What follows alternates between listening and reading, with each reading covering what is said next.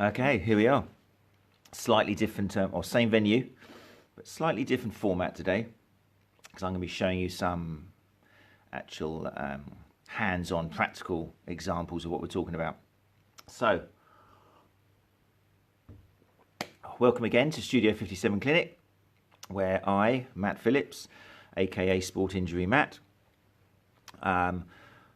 will be continuing these broadcasts and giving you kind of a quarter of an hour, 20-minute chat about things I've thought of during the week, or things which people ask about via Instagram or Twitter. So if there is anything you do want me to talk about running related, either running performance or running injury, then feel free to leave a comment after this video. So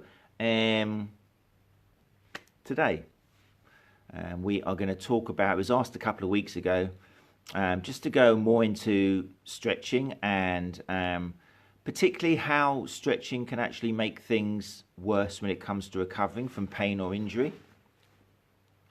So that's what we're going to do today. Today is more for the runner than the therapist, unless you're a therapist who is not familiar with the potential pitfalls of handing out stretching exercises in all cases. But I'm going to definitely present it in layman's terms so that runners, who after all is who I'm trying to appeal to here and help, so that runners can understand. Hi Graham, all right. So runners can understand why stretching might not always be the answer to their problems. So here we go. Achilles tendinopathy. Okay, most runners, once they've stepped up their duration or frequency enough, if they're not careful, they could find themselves running into painful Achilles. So for the uninitiated, we're talking about the tendon that runs down the back of your ankle and connects your calf muscles to your calcaneus, to the heel bone. Hi Raymond, how's it going? So yeah, it's Achilles tendinopathy. I get so many runners coming here who have been suffering for it for a long time, and we're talking kind of months. It's turned into the persistent form of the tendinopathy, where it didn't just happen last week. Excuse me, it's happened 3, 4, 5 months ago, sometimes a year ago. Very often it's been on and off for 5, 6 years or more. Okay, now, not in all cases, but in too many cases as far as I'm concerned, when I'm taking the case history, the runner will have been given by another therapist stretching exercises for the calf, or they will have been given some form of loading exercises which involves stretching the calf, or they will have just thought themselves, if it hurts I may as well stretch it.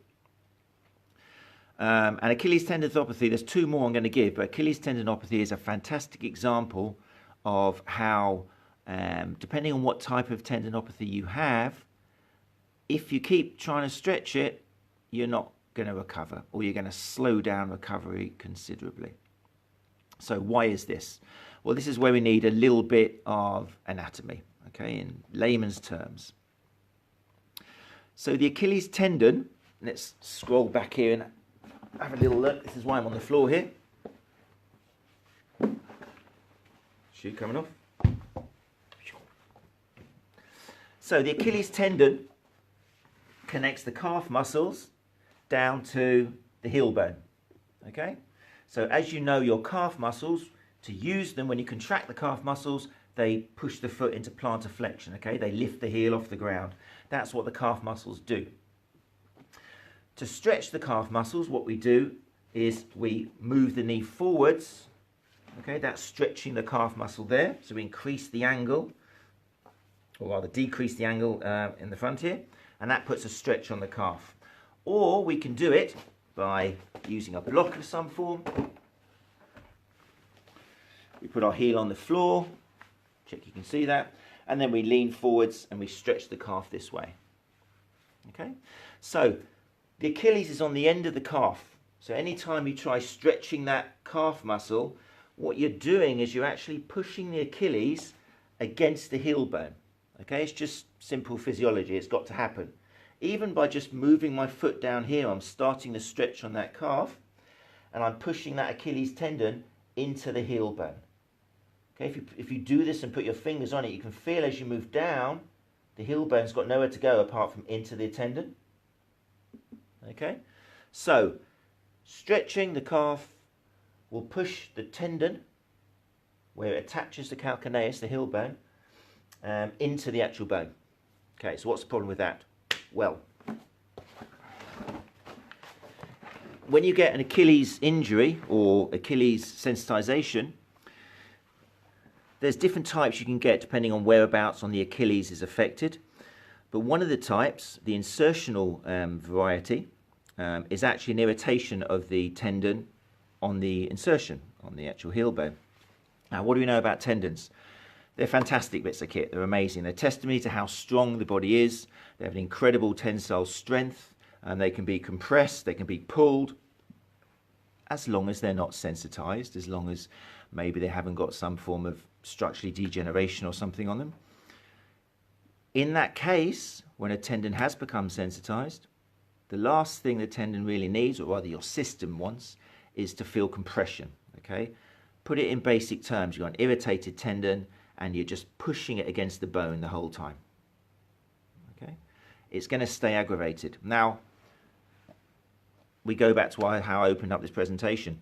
If you are in the state where you've got an insertional Achilles tendinopathy and you've been told to stretch that calf, or you've been told to do over the edge of a step kind of heel lowers, okay, like a weight training exercise where you're coming down slowly but you're going over the edge of a step, both of those could be delaying your recovery.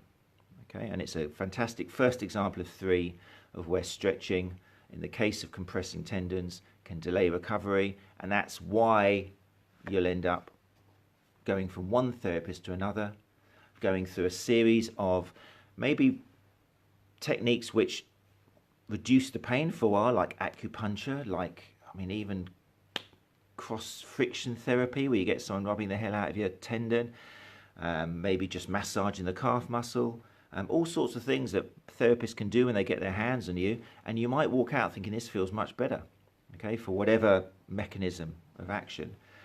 But how many times is it that that's actually long lasting? Okay, how many times have you had that and actually it's solved your problem?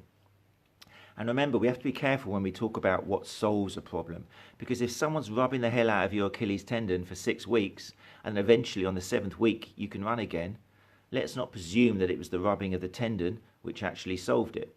Okay, something's going to work, you're going to see benefits within 1 or 2 weeks. Okay, don't let people tell you otherwise, because we've always got this natural history thing. Okay, you come to us, the therapist, you've already been suffering for a while. Okay, so we could rub your tummy and pat your head for 6 weeks, and the chances are after 6 weeks, because of natural history, you're going to start feeling better anyway. Are you going to go away and say, oh wow, I went to Matt, he did this thing where he kind of he patted my head and rubbed circles on my stomach in a clockwise action because that was apparently integral to the whatever. Okay, I sound a bit cynical, but it's just, I love you coming here to Studio 57, that's great, and I'm confident I'll be able to help you in most cases, but it just frustrates me that there's other therapists out there still not aware of this information. I mean, it's nothing against them. If anything, it's a problem with the courses and the CPD which is out there, which is just not telling basic, simple stuff like this. And there's too many courses out there which are all about what else can therapists do with their hands to reduce pain. Okay, whether it's rubbing or poking or pulling or stinging or sticking things in, and it's not acupuncture, it's dry needling, or we'll give it a different name, we'll dress it up. It's not going to make you any stronger. It's not going to increase your capacity to be able to, in our case, run. Okay, just take a deep breath. Let's take a cup of tea. I promised myself I wouldn't get upset in this episode. But it just frustrates the hell out of me when I get someone going, oh, I've tried acupuncture, or I've tried dry needling, or I've tried this. And I'm like, have you tried, have they given you any strength training to try and increase your capacity, graduated progressive kind of loading, to try and get your system back into being able to take that load through the tendon? Oh, they mentioned something about it. And I can't always blame the therapist, that's unfair. Because one of the biggest problems is the therapist will say something, but then the client just walks out and either forgets about it or just thinks, well, I haven't really got to do my exercises, and that I used to get frustrated with that, where I'd give perfect tendon loading exercises and I'd tell them, don't go over the edge of the step, do your heel eccentric but just down to flat so we're not exposing the tendon to load, And then they'd come back and they'd show me what they were doing. They were going straight over the edge of the step. And I'm like, oh, are you an idiot or what? I wouldn't say that's their face, but that's what I was thinking. But then that was years ago. And then suddenly I realized, well, hold on. If a runner goes away and they come back and they've done the wrong exercise, or they haven't bothered doing the exercise because they didn't think it was important enough, well, then that's my fault as a therapist. I haven't made it clear to them. I haven't checked they understand either, one, the exercise they're supposed to be doing, or two, how important it is that they do it. Okay. So anyway, I've gone off on a tangent. Number two, other case where stretching can reduce recovery. Another classic. So hamstrings. For the uninitiated, hopefully you know, hamstrings run down the back of your leg.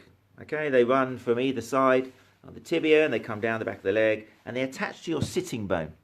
Okay, so there's that bony on either side, which is actually it's called the ischial tuberosity. It's that hoop that comes down from the pelvis, and that's where the tendons of the hamstrings attach to. Similar situation to the heel bone and stretching your calf. When you do a hamstring stretch, ACA, the classic hamstring stretch, okay? And we all do it. I don't know what it is. It comes naturally. If your hamstring hurts, you think it's got to be tight, I'll stretch it, okay? Or we lie down and we get a band and we pull it back and we do some active, isolated, added a few other letters in there because it sounds scientific stretching, where we pull and then release and then goes further, and then all these kind of muscular MET, PNF, CRAP, CRP stretches and stuff. Calm down.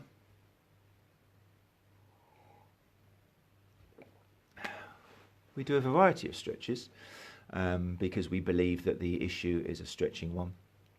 And again, I'll get runners coming to me.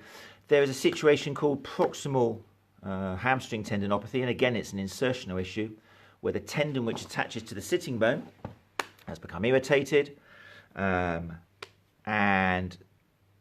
the problem is, if you stretch your hamstrings, then that tendon is going to push into the sitting bone.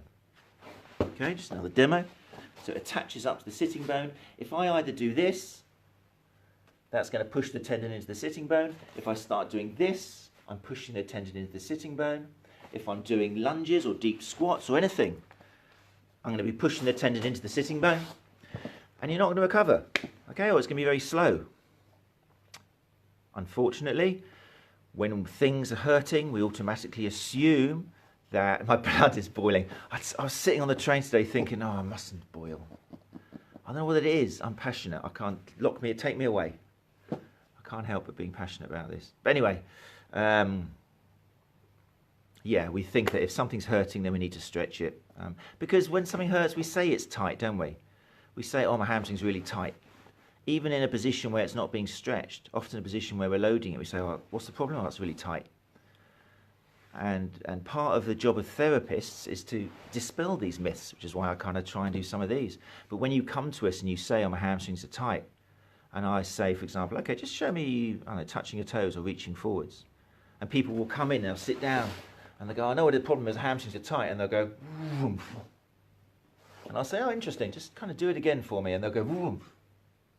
And they've got incredible long hamstrings, there's no problem there at all. And eventually I'll go, so your hamstrings are tight, are they? And they go, yeah, they're really tight. I can only get down here. And I'm like, eventually the coin will drop. And they'll go look at me and go, oh, my hamstrings aren't really tight, are they? And I'll go, thank you. Okay, now we can start recovering. Now we can start.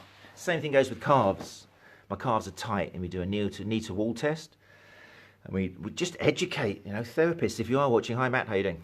If you are watching, then educate your runners into what range of motion running actually needs. Show them a kneel to wall test. Show them a hamstring. Tell them that for runners, you only need a hamstring for about 60 degrees maximum.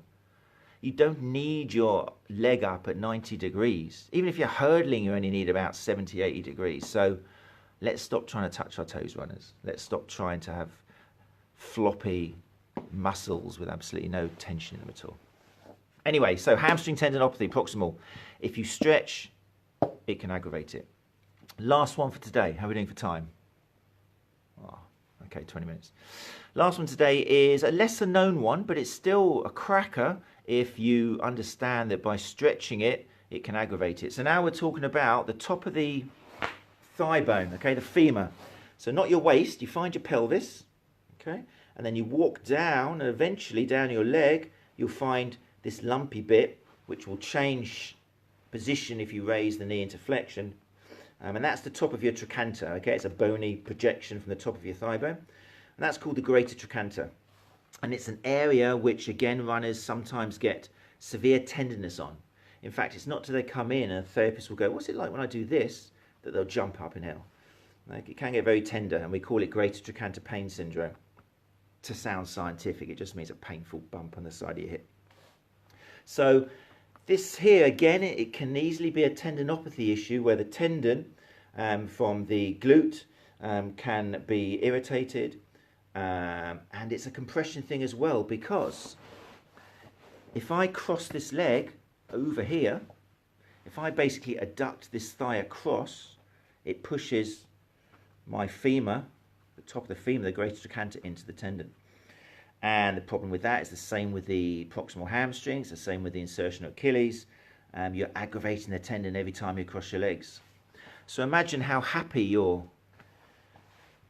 gluteal tendon is if you are given an exercise where you have to pull the knee across your midsection like this and hold it for 30 seconds or twist around that way. You may as well just stick a red hot needle into that tendon and go, get better, get better, get better, okay? It's just going to aggravate it. So once it's diagnosed, once you know that it is an issue of the tendon, we have to avoid adduction of the leg. We've got to avoid crossing the leg over. You may need to put a pillow under your legs when you sleep to avoid that leg drifting over, because it's all going to put pressure on that hip, on that greater trochanter. We may need to look at your running form to check whether the pelvis is dropping down when you run, because that dropping of the pelvis, if your pelvis drops down that way, that's going to push the tendon into the hip. We definitely, what we don't want to do is give you, the other classic one. How many videos are out there at the moment on YouTube about the runner's stretch? The holy grail of all running. Pigeon pose, swan pose, starling pose, I don't know what it's called. Maybe it helps in other ways, but when are you getting into this position to run? How's it going to help you running? Okay, that's just my question. Someone who says this will help a runner, please put a comment underneath saying exactly when in the running gait cycle I've got my leg in this external rotation. Okay, and also do this and feel how much your greater trochanter is pushing it into the tendons which are on top of it. Okay, so there we go. 3 examples of where typical stretching exercises handed out can actually delay recovery. Have you all think about what I said? Let the coins drop. Okay, Matt, well, very clever, Mr. Clever Clogs. You told us that we shouldn't be stretching in these examples, fair enough. So what should we be doing then? You told us we shouldn't be having acupuncture. No, I haven't. I haven't said that at all. What I've said is if you find something that brings the pain down, then great, acupuncture, dry needling, because they're really different, those two. Massage, whatever it is, if you find something that actually brings the pain down, fantastic. Okay, that may pave the way for you to be able to do more of an exercise or a drill which is actually going to get this issue sorted out. And when it comes to tendons, then the research is heavily weighs in the direction of heavy loading, of high intensity loading.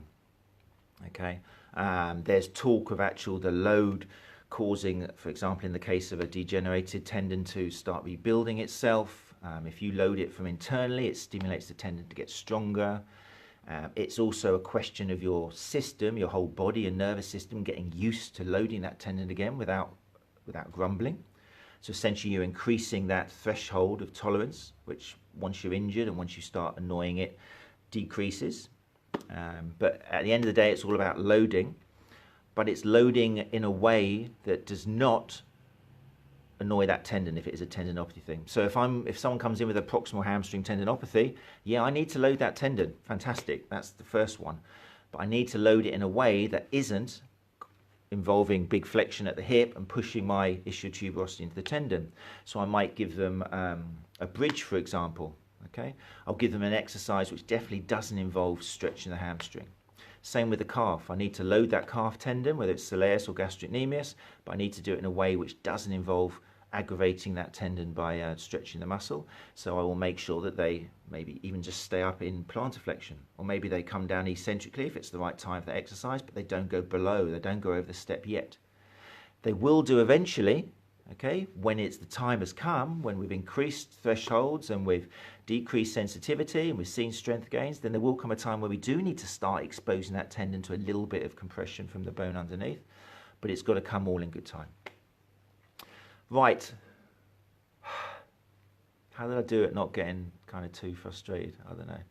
Let's have a look at who's on there. John Poyton, really helpful, exactly the issue. Mistakes, since a hamstring tear last year. Good, John. Well, I'm glad this resonates with people. And that brings me on to my next point. I've done like 5 of these now. I enjoy doing them because I feel cleansed. I feel a lot better for getting that out. It's like therapy for me. But obviously, the idea of me doing this is to try and reach out to people and help. So if you feel inclined, then if you could share these on your feed or share a photo on Instagram, on Twitter, on social media, any way you can, just to let people out, let people know. They haven't got to tune in on Sunday morning to watch it. I understand that not all of you are working from 10 o'clock till 5 in the evening here. In fact, it's only me. Look, no one else. Just little old me, ready to help the people preparing for everything in the running season. Yeah, but you don't have to watch it live. You can always watch the replays afterwards. And I shall continue to try and put useful information out there. That's it. That's everything I wanted to say. That's been about 25 minutes today. So thanks for watching, and do try and share this on your social media if you can, just to get more people to know about it. And if you've enjoyed it, then maybe I'll see you next Sunday at 9:30 here live from Studio 57 Click. Farewell.